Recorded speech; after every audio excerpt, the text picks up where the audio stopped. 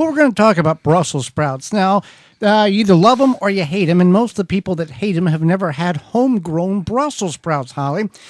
We pride ourselves on the Brussels sprouts that we are able to produce in our garden, and there are some techniques and tips that we're going to offer up to you in order for you to have a better or the best Brussels sprout harvest that you can.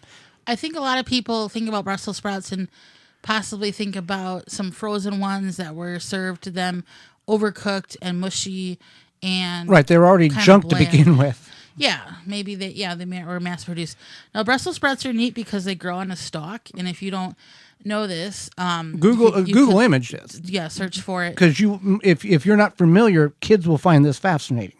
Right, and a lot of people don't know this unless they've bought Brussels sprouts from a farmer's market or some sort of organic food store where you can see that they've grown on the stalk. So that is something to point out.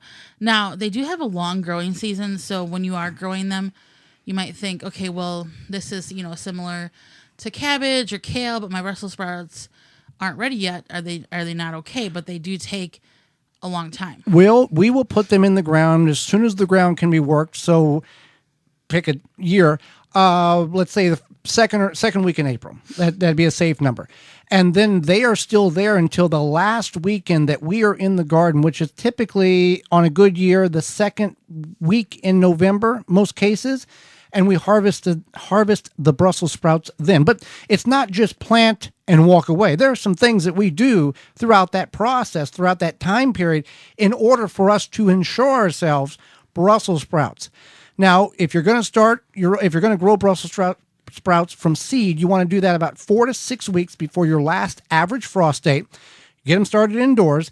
If you don't want to do that, not a big deal. You can buy the starts at your local independent garden center. But we've said in recent weeks it's not going to be cheap. Or you can just put the seeds directly in the ground. Yeah, you can put the seeds directly in the ground. But if you want to ensure that you have something tangible there right away, you can start your seedlings indoors. And with that, a fun fact, there is over 122 different varieties of Brussels sprouts. Now, there's only a handful that's commercially available. There are some that, there's a couple of varieties that are a rosy or red maroon variety, but most of them are green.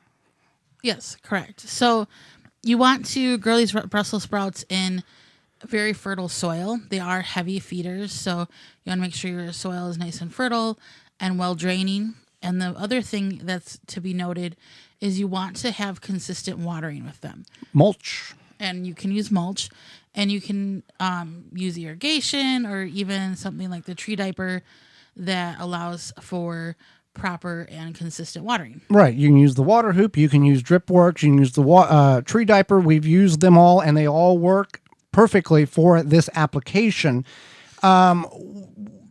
When we plant these, you're looking at zone probably 7, 6.5 up to 3. You plant them in the spring as soon as the soil can be worked, and then you harvest them in the fall.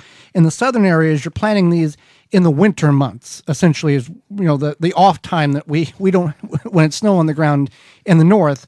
We're talking like in the south, of the United States. Right. So yeah, for the most part, you're going to keep in mind that they are a little bit of what's considered a cool weather crop if you do live in those more southern climates. And what we have found is, now last year, there's videos on our parent website, the WisconsinVegetableGardener.com. Put in Brussels sprouts in the search engine, and we harvested Brussels sprouts in a makeshift raised bed that we created out of an old wooden door in the attic.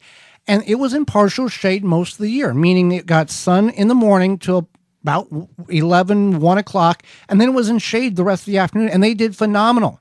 We had Brussels sprouts very close to the giant large marbles to almost ping pong ball size, and all the way down to pea size. So based on where it was at on the stalk, but phenomenal harvest. Right. And you just want to keep in mind that you want to have them grow about 12 to 24 inches apart because they do stalk out, kind of bush out. So just because might think that you can plant them a little bit closer. You do want to give them some space. So how do we get the big Brussels sprouts? Here is the technique. We plant them, we water them, we mulch them, we weed them, and then about 30 to 45, let's say for 45 days, let's say we're going to harvest them November 1st. Let's go with that. Back that off 45 days. Then we take a pair of snippers or shears or whatever you want to do, and you cut the growth tip off. You go from the top, because these plants will consistently grow tall, and you take the top 6 inches of the plant and hack it off. You think you're going to kill the plant, you're not. What you are doing is you're stopping vertical growth, basically putting that plant in a shock or a stress situation, and it's going to start developing the sprouts. A better guide to that time frame is when you begin to see the sprouts occur, wait about 2 weeks and then hack the top off of all your plants. Now, we have grown in the past Long Island Brussels sprouts, and they've done just fine. This year, we're growing a different variety, which is... I don't remember quite what the variety is, and I thought I had it in the notes here. But we got them. It's a hybrid variety. Now, we're not saving seeds, so it's not a big deal for this. And a hybridization of a vegetable is not a genetically modification. Explain briefly the difference between how a hybrid comes to be. Sure. So hybridization is when a botanist or a plant scientist takes the favorable conditions of two different or more than two or more different plants and then creates that one ideal plant. So for example, they could take a drought resistant plant and combine it with a disease resistant plant to make that child plant right be more disease and drought resistant. So that is how hybridization works. It's just basically plant science. Yeah, there's nothing wrong with it. Some people will often, you'll see people cut the lower leaves of the plant off as it grows. We've never found that to be anything that was substantial. We grow a Dagan, Dagan hybrid Brussels sprout from Jung Seeds. And if you're still looking for seeds, you can certainly get them from Jung Seeds, jungseeds.com. Use coupon code 10TG22 and get 10% off your order at checkout.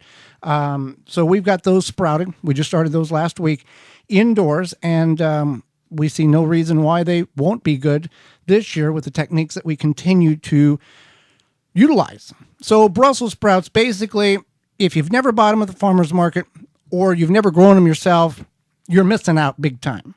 And we simply take and put them in the microwave with a little bit of cheese on it, let it cook for about 3 to 4 minutes, and they're really good. You can also roast them. Right. You can kind of pan cook them. There's a lot of different options. But go with the homegrown or the farmer's market. Yeah, definitely. You don't want to you want to have the fresh ones. Those are the best. And when we talk about fresh, let's talk about meat. Walton's Incorporated has what you need to process what you're needing to eat. So we are brought to you today by our sponsor, Walton's Inc. Listen, we know you care about where your food comes from, canning, preserving your fruits and vegetables, but what about the meat? At Walton's Inc., you can get all the equipment, seasoning, and supplies to make sausage, jerky, and any other meat product your way to your high standards. Do you want to make snack sticks that people will actually like? Walton's created meatgistics.com, an informational site to help you make the best finished product. Walton's even has a full line of their own meat grinders, mixers, and sausage stuffers to help you go from animal to edible. But what if you don't want to do that? They've got seasonings, they've got spices, seasonings. They've got cooking, they've got thermometers, they've got tools for your kitchen. They have all sorts of things for your kitchen, yes. So everything but the meat. Walton's, you can use code GROW22 to save 10% off orders of $50 or more and get free shipping. GROW22, 10% off your order and get that free shipping of $50 or more.